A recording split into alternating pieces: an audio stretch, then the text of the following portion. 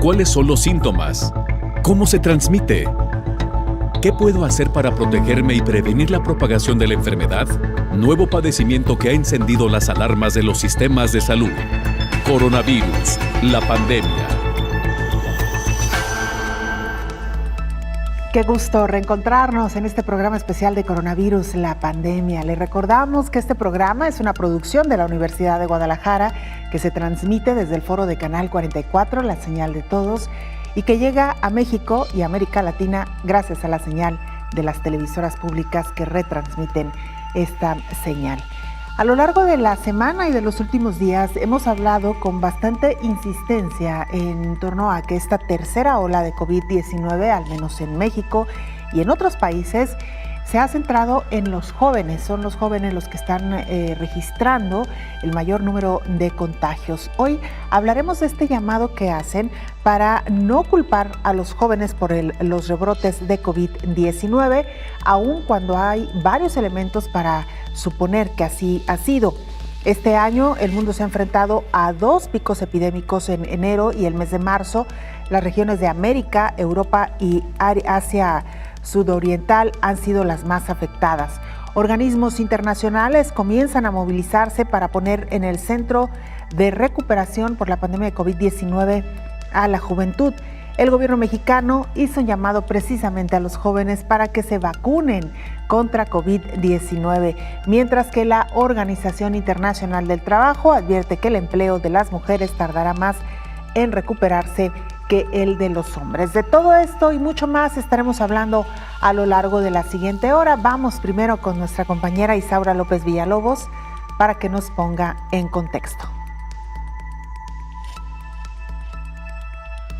La llamada ola joven COVID-19 resulta una frase discriminatoria y de afectación a la salud mental de la juventud, quienes han perdurado más tiempo en el encierro y ahora que decidieron salir, el virus SARS-CoV-2 los invade y afecta en su salud.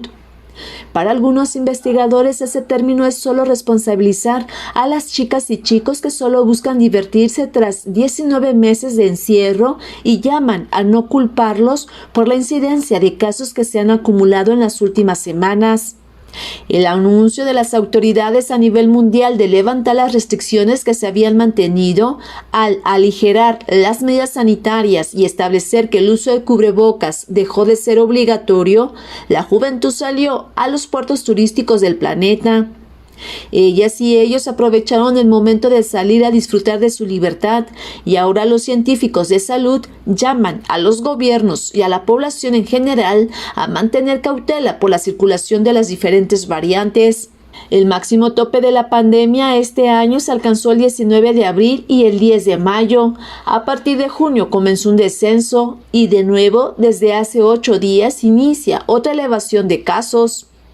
En este segundo año de la pandemia COVID-19, el pico más alto a nivel global, de acuerdo con las estadísticas mundiales, se observa que no fue en diciembre del 2020 y 2021. El punto más elevado comparado con estos meses inició el 29 de marzo en las regiones de América, Europa y Asia Sudoriental. En estas tres regiones se viven semanas difíciles.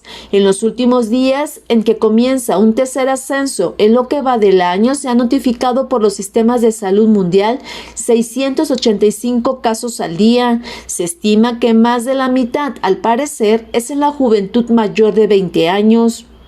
La mayoría de los jóvenes a nivel mundial se han enfermado por haber acudido a un lugar turístico para festejar por doble ocasión el fin de curso escolar 2019-2020. En ese momento no lo hicieron tras el cierre masivo de cada lugar por el surgimiento del virus SARS-CoV-2 y en este segundo año de la pandemia solo quisieron disfrutar y ahora los hospitales están saturados de jóvenes, informó Isaura López Villalobos.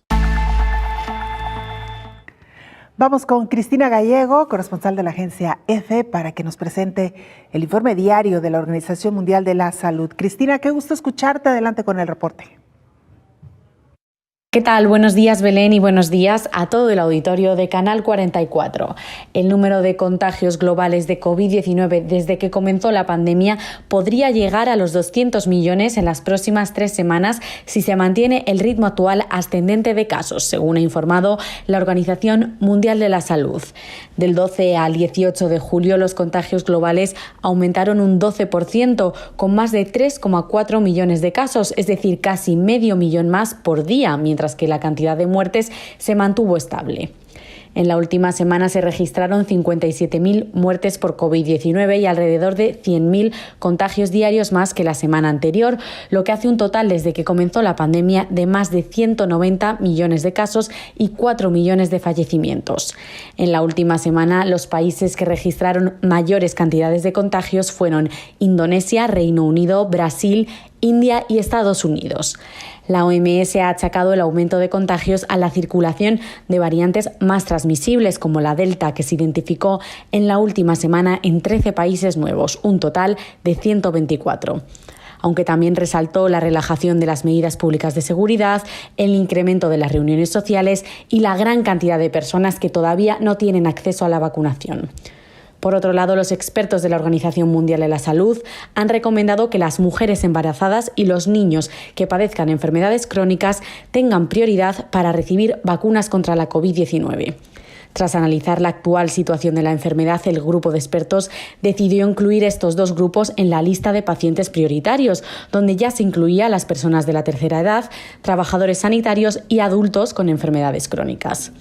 El grupo de expertos también examinó la posibilidad de incluir a las mujeres lactantes en esta lista de prioridad, aunque por ahora considera que no hay evidencias de que corran un mayor riesgo de padecer formas graves de COVID-19. Reportó desde Ginebra Cristina Gallego para el programa Coronavirus, la pandemia.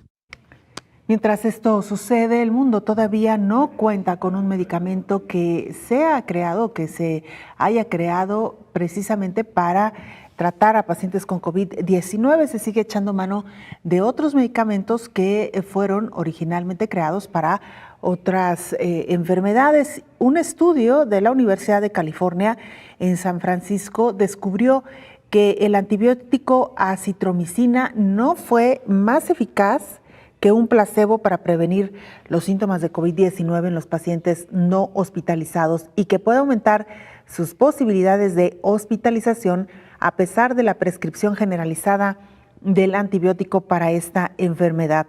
La autora principal, Catherine Oldenburg, explicó que el fármaco, que es un antibiótico de amplio espectro, se prescribe ampliamente para tratar COVID, con la hipótesis de que tiene propiedades antiinflamatorias que ayudan a prevenir el avance si se trata de manera temprana. Sin embargo, los investigadores no encontraron que este sea el caso.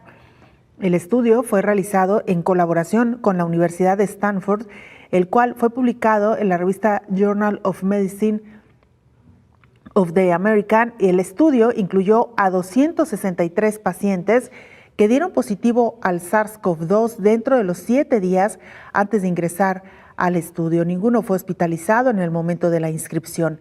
En un proceso de selección aleatoria, 171 pacientes participaron y recibieron una única dosis oral de 1.2 gramos de acitromicina y 92 recibieron un placebo idéntico. El día 14 del estudio, el 50% de los participantes permanecieron libres de síntomas en ambos grupos. Para el día 21, 5 de los participantes que recibieron acitromicina habían sido hospitalizados con síntomas graves de COVID-19 y ninguno del grupo de placebo había sido hospitalizado. Los investigadores concluyeron que el tratamiento con una dosis única de acitromicina, en comparación con el placebo, no resultó en una mayor probabilidad de no presentar síntomas. La Organización Mundial de la Salud se compromete a poner en el centro de la recuperación mundial de COVID-19 a la juventud. luego que desde el año pasado la Organización Mundial de la Salud sugiriera que los jóvenes eran quienes enfermaban a sus adultos mayores. Su director Tedros Adhanom ha unido fuerzas y estrategias con organismos internacionales juveniles para comprometerlos a trabajar en equipo en contra del SARS-CoV-2. Señaló que la OMS se ha comprometido a garantizar que las voces, la energía y las soluciones que ofrecen los jóvenes estén en el centro de la recuperación mundial de la COVID-19.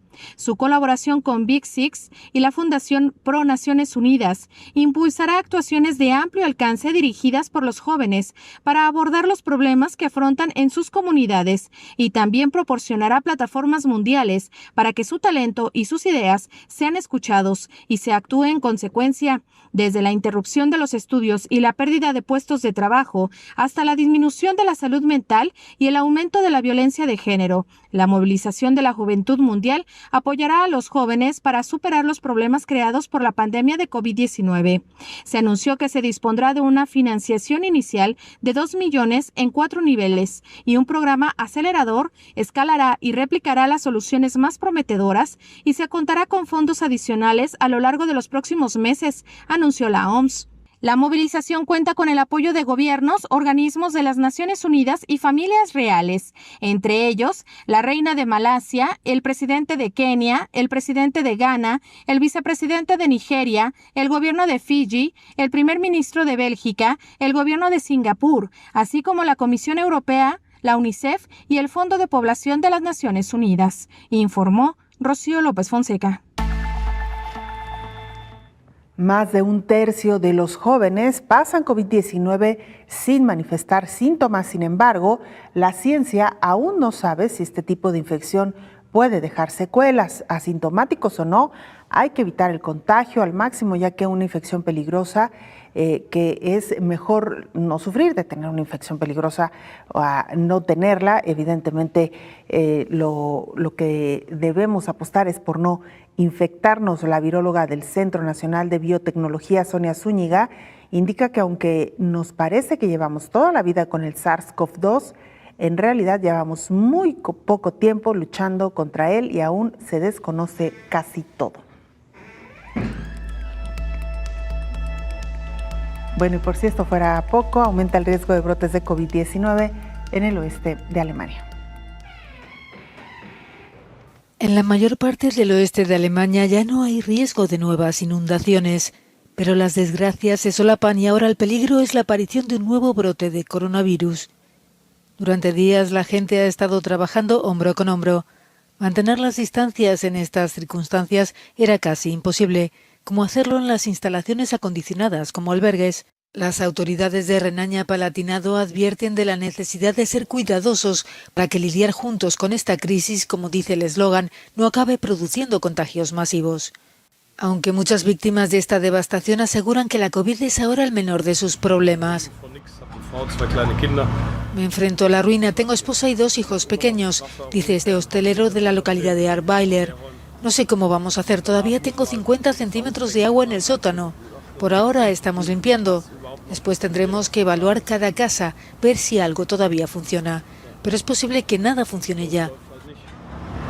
Pero es lo que hay, no podemos cambiar nada. Con la distribución de mascarillas y pruebas de coronavirus y una amplia campaña de vacunación se intenta frenar las infecciones, aunque las inundaciones también han destruido parte de las infraestructuras sanitarias de las zonas afectadas, como centros de atención primaria o de vacunación.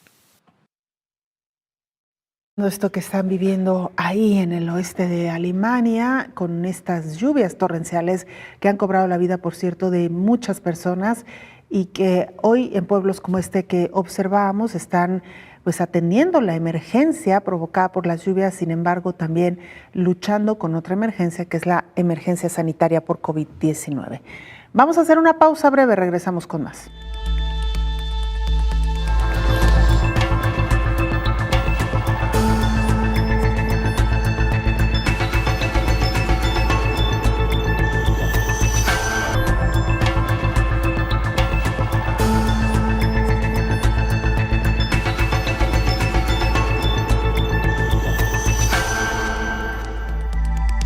El gobierno de México está pidiendo a los jóvenes vacunarse contra COVID-19. El gobierno mexicano hizo un llamado a los jóvenes para que se vacunen contra la COVID-19, debido a que los casos se están presentando en personas menores a los 52 años. El subsecretario de Prevención y Promoción de la Salud, Hugo López-Gatell, expuso lo siguiente. Podemos ver que se ha recorrido 6 a 7 años la distribución de edad. Hoy está afectando predominantemente a las personas jóvenes. La mayoría de las personas que están hospitalizadas por COVID en este momento son ya personas menores a 52 años y la enorme mayoría son personas que no fueron vacunadas. La enorme mayoría, esto es más del 97%, son personas que no fueron vacunadas. El funcionario recomendó pedir atención al presentar estos síntomas. Si presentas fiebre, tos, dolor de cabeza, dolor de garganta, fatiga súbita, fatiga que empezó bruscamente, y también ciertos síntomas digestivos, diarrea inexplicada, vómito, debes pensar que tienes COVID. Además, el secretario de Relaciones Exteriores, Marcelo Ebrard, informó que pronto la empresa Moderna solicitará el uso de emergencia de su vacuna contra la COVID-19, mientras que la de Sinopharm ya está en el proceso. Por otra parte, Gilead Sciences, la farmacéutica propietaria del registro sanitario y fabricante del medicamento Remdesivir, notificó a la Comisión Federal para la Protección contra Riesgos Sanitarios, la COFEPRIS, la existencia de medicamento falsificado, por lo que la agencia reguladora emitió una alerta, informó Elizabeth Ortiz. Mientras tanto, la Agencia Europea de Medicamentos acelera la revisión de la vacuna contra COVID-19 de Sanofi tras estudios clínicos. La Agencia Europea del Medicamento anunció este martes que ha comenzado la revisión continuada de Vitreftin, una vacuna contra la COVID-19 desarrollada por el laboratorio francés Sanofi. La decisión se basa en los resultados preliminares de los estudios de laboratorio y los primeros estudios clínicos en adultos. La vacuna Vitreftin está hecha a base de proteínas que contienen una versión cultivada de la proteína de espícula, que se encuentra en la superficie del SARS-CoV-2. Contiene un adyuvante inmunológico, una sustancia que ayuda a fortalecer las respuestas inmunitarias.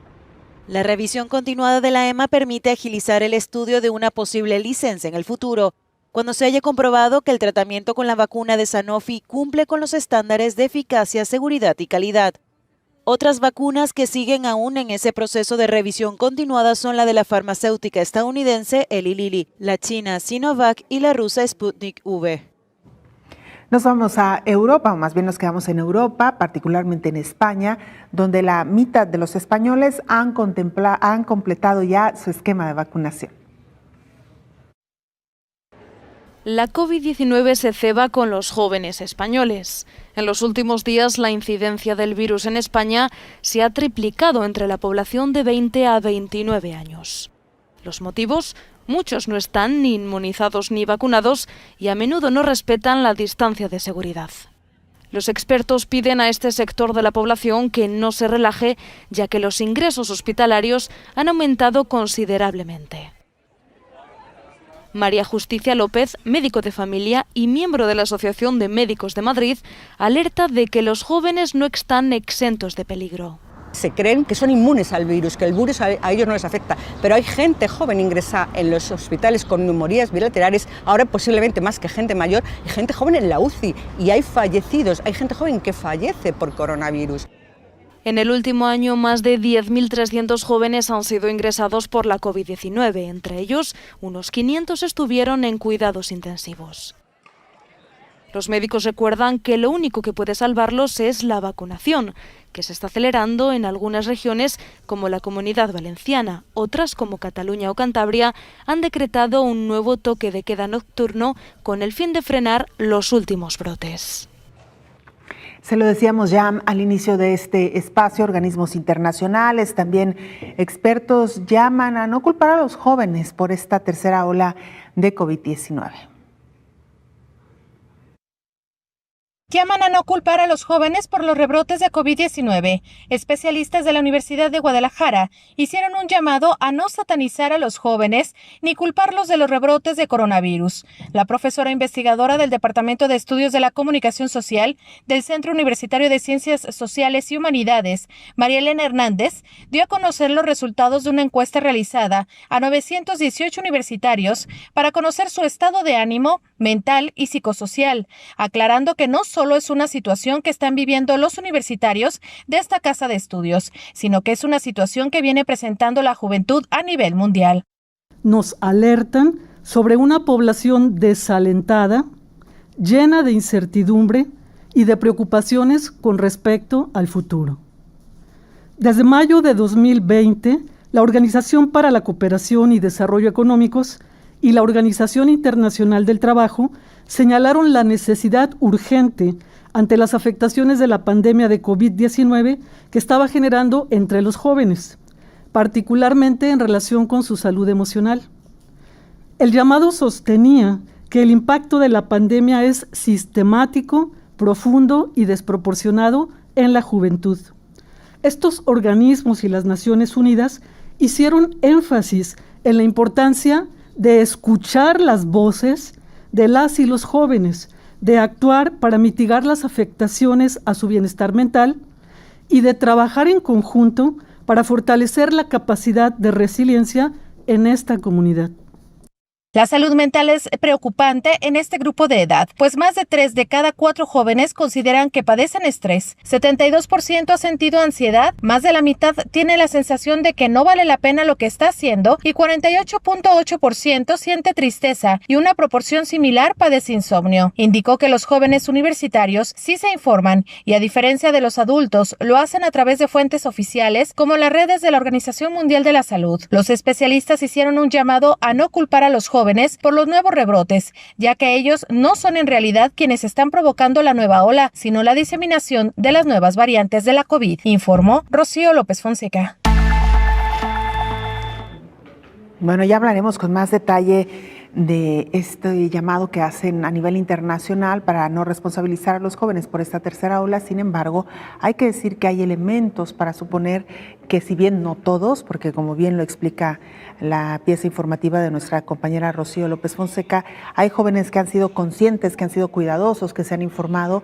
Hemos visto también en contraparte grupos numerosos que no necesariamente se han estado cuidando en medio de esta pandemia de COVID-19. Y mire, así como hay rebrotes y hay terceras olas graves, fuertes en países incluso como México, hay otros que enfrentan estos mismos repuntes con menor severidad, claro está, pero que también están dejando, o pareciera que están dejando atrás la pandemia de COVID-19. Es el caso de Islandia, que no ha reportado ningún caso de COVID-19, fíjese usted, desde mayo, y además no tiene registros de personas fallecidas a causa de esta enfermedad desde el 29 de diciembre del 2020. Así como usted lo escucha, hay un lugar en la Tierra que no ha reportado casos de COVID-19 desde mayo y que no ha registrado ninguna muerte desde diciembre del año pasado.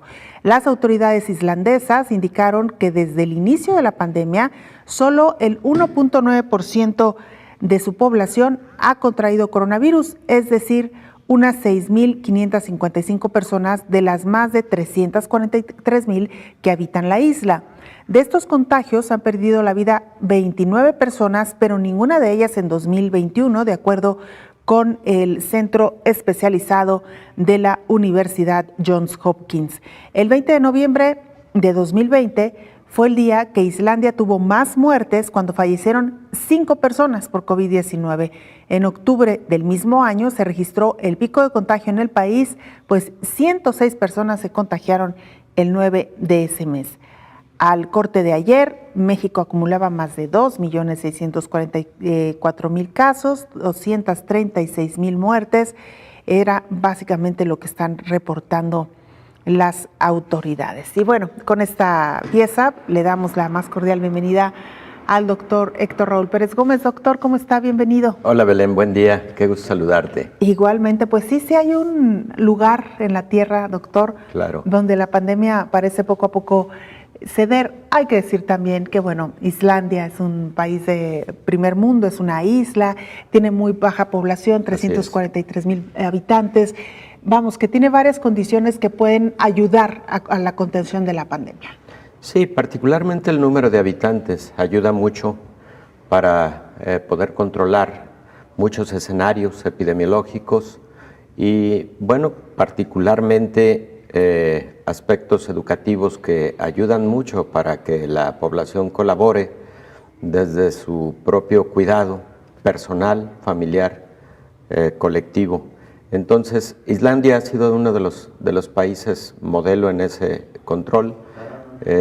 También lo ha sido Nueva Zelanda, que aunque se trata de un país mucho más grande y con una mayor población, por otro lado, también se trata de un país en donde la extensión territorial permite de alguna manera y además el modelo político-económico evitar muchos conglomerados y las personas han respondido muy bien, pero además el caso de Nueva Zelanda, con una aplicación muy rápida de vacunación y sobre todo con una aplicación de pruebas de diagnóstico de laboratorio de las más altas proporciones en el comparativo de todos los países.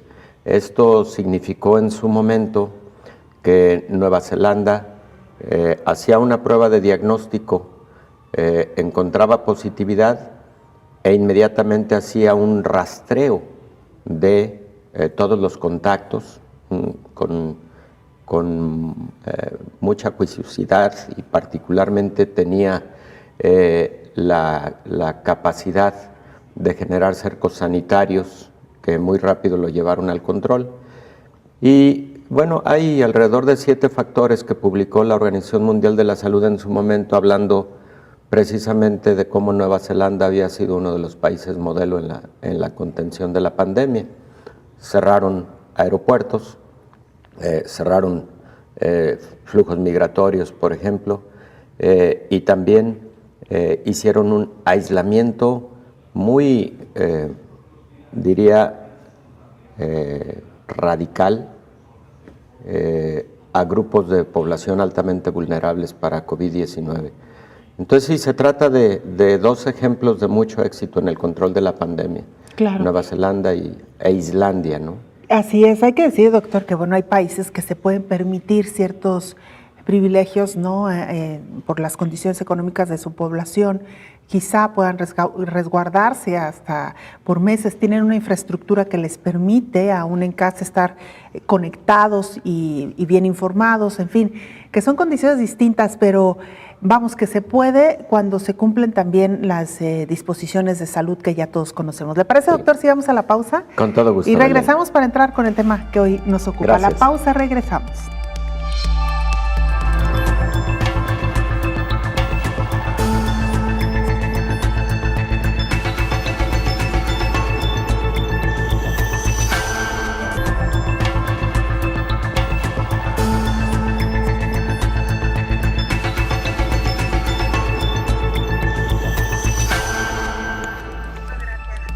En Reino Unido se recomienda vacunar a los niños y niñas, así como a los adolescentes con enfermedades crónico-degenerativas. El Comité Conjunto de Vacunación e Inmunización de Reino Unido recomendó la aplicación de la vacuna Pfizer-BioNTech para niños y jóvenes menores de 18 años con mayor riesgo de enfermedad grave de COVID. Eso incluye a niños de 12 a 15 años con neurodiscapacidades severas, síndrome de Down, inmunosupresión y discapacidades de aprendizaje múltiples o severas. La vacuna Pfizer-BioNTech es la única autorizada para niños en el Reino Unido para los mayores de 12 años. Un ensayo clínico en Estados Unidos en un grupo de alrededor de 1,000 niños de 12 a 15 años encontró que los efectos secundarios en este grupo fueron generalmente de corta duración y de leves a moderados. El comité también recomendó que se ofrezca la vacuna a los niños y jóvenes de 12 a 17 años que viven con una persona inmunodeprimida para proteger indirectamente a sus contactos domésticos inmunosuprimidos, quienes tienen un mayor riesgo de enfermedad grave por COVID-19 y pueden no generar una respuesta inmune completa a la vacunación. Según los consejos existentes, a los jóvenes de 16 a 17 años con afecciones de salud subyacentes que los ponen en mayor riesgo de COVID-19 grave, ya se les debería haber ofrecido la vacunación. Actualmente el comité no recomienda la vacunación de rutina de los niños fuera de estos grupos, según la evidencia actual, informó Elizabeth Ortiz. Se lo decíamos también ya al inicio de este programa, el uso de acitromicina no resultó eficaz en el tratamiento de pacientes con COVID-19. Un estudio de la Universidad de California en San Francisco descubrió que el antibiótico acitromicina no fue más eficaz que un placebo para prevenir los síntomas de COVID-19 en los pacientes no hospitalizados, a pesar de la descripción generalizada de este fármaco para la enfermedad. La autora principal, Catherine Oldenburg, explicó que el fármaco, que es un antibiótico de amplio espectro, se prescribe ampliamente para tratar la COVID-19, con la hipótesis de que tiene propiedades antiinflamatorias que ayudan a prevenir el avance si se trata de una manera temprana. Sin embargo, los investigadores no encontraron que este sea el caso. Este estudio fue realizado en colaboración con la Universidad de Stanford, el cual fue publicado en la revista Journal of the American Medical Association. El estudio concluyó a 263 pacientes que dieron positivos al SARS-CoV-2 dentro de los 7 días antes de ingresar al estudio. Ninguno fue hospitalizado en el momento de la inscripción. En un proceso de selección aleatoria, 171 pacientes recibieron una única dosis oral de 1.2 gramos de acitromicina y 92 recibieron un placebo idéntico. El día 14 del estudio, el 50% de los participantes permaneció libres de síntomas en ambos grupos. Para el día 21, 5 de los participantes que recibieron acitromicina habían sido hospitalizados con síntomas graves de COVID-19 y ninguno del grupo de placebo había sido ingresado a las clínicas. Los investigadores concluyeron que el tratamiento con una dosis única de acitromicina en comparación con el placebo no resultó en una mayor probabilidad de no presentar síntomas. El artículo es uno de los primeros estudios controlados con placebo que no muestra ningún papel para la acitromicina en pacientes ambulatorios, informó Elizabeth Ortiz. Bueno, pues más datos sobre este estudio. Doctor, ya lo comentábamos al inicio del espacio, el uso de este antibiótico conocido como acitromicina para tratar a pacientes con COVID-19. Sí, Belén, fíjate que ha sido uno de los fármacos más utilizados en pacientes con COVID, con el argumento de algún hallazgo previo de actividad antiinflamatoria de la acitromicina, y te diría que un alto porcentaje, más del 80% de pacientes con COVID-19 estuvieron recibiendo este fármaco, pero este es uno de los primeros estudios que de manera más controlada demuestran la poca eficacia para el objetivo particular de reducir la respuesta inflamatoria en pacientes con COVID. Te voy a decir también cuál es el otro escenario, y como infectólogo, seguramente los colegas que nos podrían estar escuchando compartirán conmigo la siguiente reflexión. Frecuentemente se recibe a un paciente, por ejemplo, joven, con síntomas de neumonía, que en el contexto de COVID-19, de la pandemia de COVID-19, tiene alta probabilidad de ser una neumonía por COVID-19, pero también existen un número significativo de neumonías atípicas causadas por bacterias, en donde la acitromicina juega un rol primordial. Entonces, una decisión de inicio de terapia antimicrobiana con acitromicina en un paciente con una neumonía atípica que todavía no tiene un diagnóstico definitivo microbiológico de si puede tratarse del propio SARS-CoV-2, pero también podría tratarse de una clamidia respiratoria, podría tratarse de Mycoplasma pneumoniae, podría tratarse de microorganismos de tipo bacteriano más que viral, y ahí juega un papel importante la acitromicina. Entonces, tampoco perder de vista que a veces la decisión terapéutica inicial está orientada a cubrir a un paciente con una neumonía atípica que podría no ser COVID, sino por un patógeno en donde acitromicina sí tiene un rol fundamental. Doctor, vámonos un poquito más al origen de este medicamento. Es un antibiótico. Así es. ¿Y se utiliza particularmente para qué, doctor? Es un antibiótico surgido hace por lo menos 3 décadas. Es un antibiótico del grupo o la familia de macrólidos y se utiliza para infecciones bacterianas, sobre todo respiratorias. Por ejemplo, se puede utilizar para faringoamigdalitis causadas por Streptococcus pyogenes, una bacteria la que más comúnmente causa faringitis bacteriana, pero también se puede utilizar para patógenos que generan neumonía, como antes lo he comentado, por ejemplo, por este mismo patógeno, Streptococcus pneumoniae, o por clamidias respiratorias, Mycoplasma pneumoniae, que también son bacterias que generan neumonías atípicas.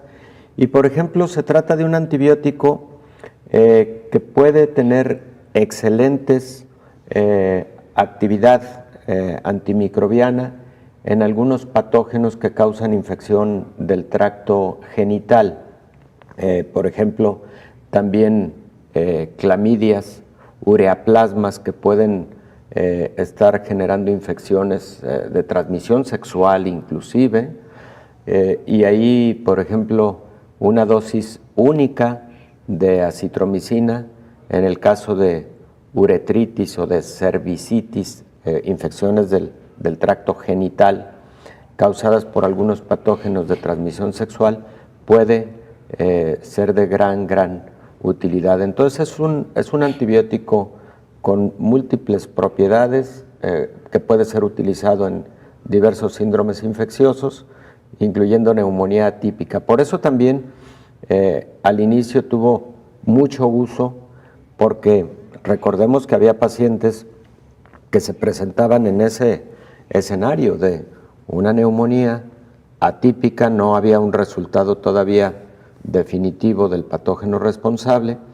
y por ejemplo las guías terapéuticas en neumonías atípicas incluyen acitromicina como uno de los medicamentos que puedes utilizar de forma inicial mientras tienes a un patógeno definitivo identificado. Claro. Ahora, doctor, esto nos lleva también a otro tema. Los antibióticos, y la pregunta planteada desde la más profunda ignorancia, ¿los antibióticos se suministran o se prescriben particularmente para bacterias? Es decir, ¿no hay antibióticos para virus? Bueno, los antibióticos en general se consideran útiles para infecciones bacterianas. Sin embargo, el término antibiótico puede incluir antifúngicos, que son medicamentos para hongos, antibacterianos, que son específicamente para bacterias, antivirales, que son específicamente fármacos contra virus. Pero lo habitual es que cuando escuchamos la palabra antibiótico nos estamos refiriendo a medicamentos contra bacterias.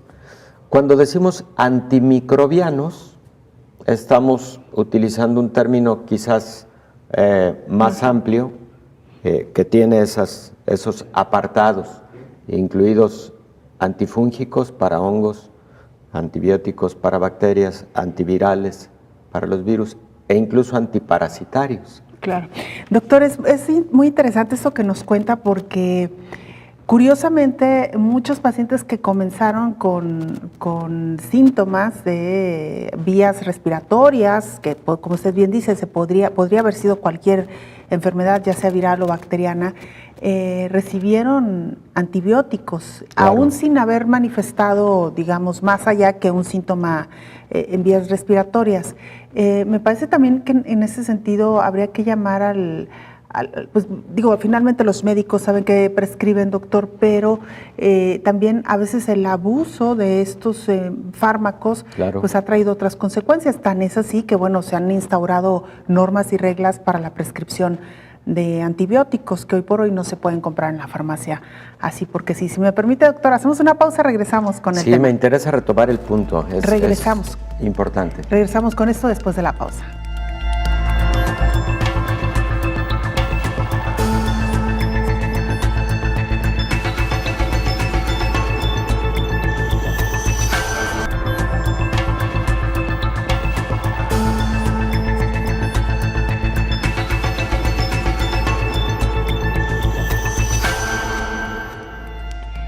La Organización Internacional del Trabajo señala que la pérdida de empleo se agudiza en el sector femenino en este tiempo de pandemia. El empleo de más en recuperarse que el de los hombres. En 2021 habrá 13 millones menos de mujeres trabajando que en 2019, pero sobre todo de las más jóvenes, mientras que los hombres habrán recuperado los niveles prepandemia. Según un nuevo estudio de la Organización Internacional del Trabajo, entre 2019 y 2020, el empleo de las mujeres se redujo en un 4.2%, el equivalente a una caída de 54 millones de puestos de trabajo, mientras que el empleo de los hombres se redujo en un 3% o 60 millones de puestos de trabajo. Aunque el crecimiento del empleo femenino previsto para 2021 supera al de los hombres, no alcanzará para devolver a las mujeres a los niveles anteriores a la pandemia. En 2021, solo el 43.2% de las mujeres en edad de trabajar estarán empleadas, frente al 68.6% de los hombres. La región de las Américas experimentó la mayor pérdida de empleo femenino a consecuencia de la pandemia, un 9.4% frente al descenso del 7% en el caso de los hombres. La OIT estima que a nivel regional, solo el 46.8% de las mujeres latinoamericanas estarán empleadas en 2021, mientras que en el de los hombres alcanzará el 66.2%. Estas cifras dibujan unas perspectivas sombrías para las mujeres de la región, sobre todo de las más jóvenes y de las que rebasan los 40, señaló la agencia de la ONU, informó Rocío López Fonseca. Doctor, antes de irnos a la pausa, planteábamos este escenario que fue muy común al principio de la pandemia. Personas que sin tener un diagnóstico claro de COVID-19 fueron tratadas con antibiótico, entre otros la acitromicina, de la que hoy estamos hablando. Y pues decíamos también, doctor, este abuso, no solamente estamos hablando de este caso, sino en general del uso de los antibióticos, que ha sido pues un problema de salud, me comentaba usted. Sí, mira, Belén, si revisas los 10 aspectos prioritarios que tiene la Organización Mundial de la Salud para la década que estamos viviendo, nos vamos a encontrar, por ejemplo, entre otros, el control de la epidemia mundial de VIH, nos vamos a encontrar el control de las arbovirosis, entre las que están el dengue, el zika, el chikungunya, el control de la tuberculosis. Te vas a encontrar, entre otros, uno muy importante, que es el control de la resistencia a los antimicrobianos. Es hoy por hoy una prioridad de la Organización Mundial de la Salud. Y es que lo que ocurre es que cada vez los médicos nos enfrentamos a problemas infecciosos, tanto del ámbito hospitalario como del ámbito de la comunidad, en donde la infección es causada por bacterias con múltiple resistencia a los antibióticos. Y nos encontramos en la dificultad de poder elegir un o una combinación que nos permita resolver el problema. ¿Qué es lo que más genera la resistencia a los antibióticos? Bueno, el abuso de los antibióticos. Por eso el control de la prescripción o de la venta, que no se puede vender un fármaco sin una adecuada prescripción, eso es fundamental. Pero por otro lado, evidentemente los conocimientos del propio personal de la salud para no generar abuso en el uso de los antimicrobianos. Ahora, con respecto al tema de la cantidad de pacientes que han recibido antibióticos en esta pandemia de COVID-19, el inicio de la pandemia, Belén, es muy diferente al momento que vivimos en la actualidad en el escenario clínico, sobre todo del paciente ambulatorio. Hay que decirlo también con mucha claridad.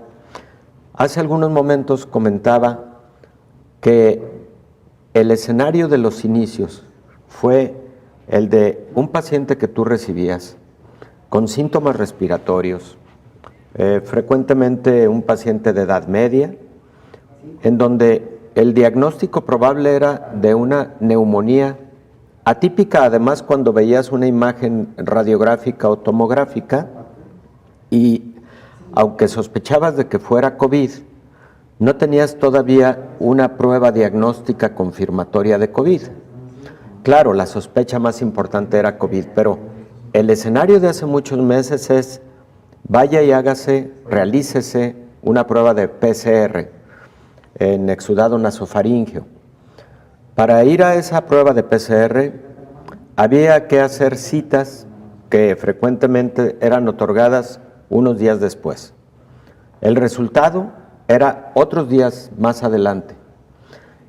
Para el transcurrir de ese tiempo habían pasado frecuentemente ya 8 días por la carga de trabajo, etcétera, y en esos 8 días el médico tratante tenía que cubrir al paciente ante la posibilidad de que no fuera COVID, de que pudiera ser una neumonía causada por otro patógeno tradicional, previamente reconocido como un patógeno atípico. Entonces, bajo ese escenario, los médicos frecuentemente utilizamos antimicrobianos para brindar una cobertura y una protección.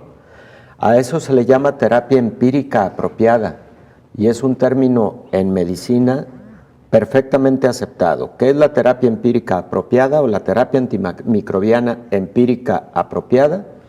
Es aquella que tú decides en base a datos clínicos, a datos epidemiológicos, al escenario que vive el paciente, en donde tú tienes que cubrir, proteger con ciertos antimicrobianos al paciente en tanto tienes un diagnóstico definitivo. Cuando tienes el diagnóstico definitivo, tú haces adaptaciones a la decisión inicial que hiciste, o a lo mejor continúas porque el diagnóstico microbiológico te respalda ya el diagnóstico clínico, la sospecha que tuviste días previos, y a esto se le llama entonces terapia antimicrobiana dirigida. Terapia empírica apropiada, terapia antimicrobiana dirigida. Dos conceptos que están relacionados, pero que tienen que ver con el diagnóstico definitivo microbiológico en una enfermedad infecciosa determinada.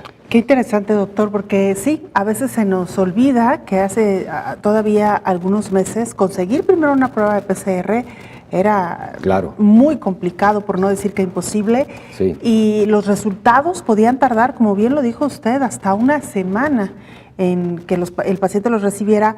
Mientras tanto, pues la enfermedad ya había evolucionado. Claro, efectivamente, Belén.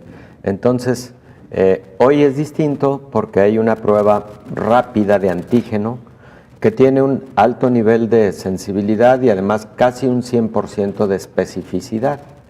Tú tienes una prueba positiva de antígeno de SARS-CoV-2 y prácticamente tienes el diagnóstico, y esa prueba la tienes en 15 minutos.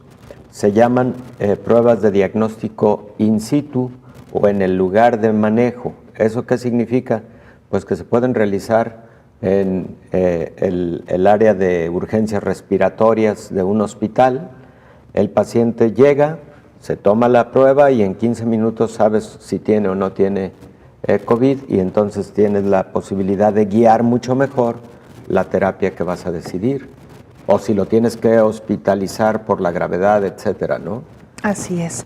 Bueno, por lo pronto hoy esta charla en este contexto que hemos dado a conocer de que la acitromicina resultó no ser un buen tratamiento para pacientes con COVID-19. Hay muchos más en estudio, doctor. Claro. Seguimos esperando un medicamento exprofeso para COVID-19. Sí, Belén, hay muchos protocolos en trayecto. Hay, por ejemplo, un fármaco que suena muy promisorio que se llama Molnupiravir, de una farmacéutica Merck Sharp & Dohme, MSD. Suena bien. Está en ensayos fase 3, con posibilidades de buenos resultados, pero así como Molnupiravir hay varias moléculas también en estudio, también fase 2, fase 3.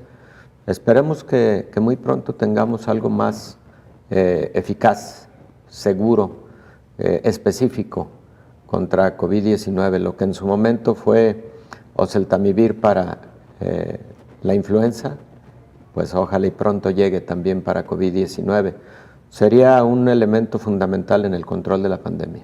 Tendríamos ahora sí que la trilogía o la triada perfecta, doctor. Tendríamos diagnósticos tempranos, tendríamos una vacuna y tendríamos un tratamiento, que es lo que nos sigue faltando. Yo insisto, hasta que no tengamos un fármaco 100% efectivo, 100% reconocido, creo que respiraremos, ¿no? Un poquito más, más en paz, y lo más importante es seguirnos cuidando, que eso es fundamental. Sí, diría que es el cuarto elemento, todos probablemente igual de importantes, pero ese cuarto elemento no perderlo de vista mientras tanto. Así es, uso de cubrebocas, la sana distancia, evitar lugares concurridos. Doctor, muchas gracias. De nada, Belén. Que tenga muy buen día, igualmente. Gracias. Nos vamos, pero sobre todo gracias a usted por habernos acompañado.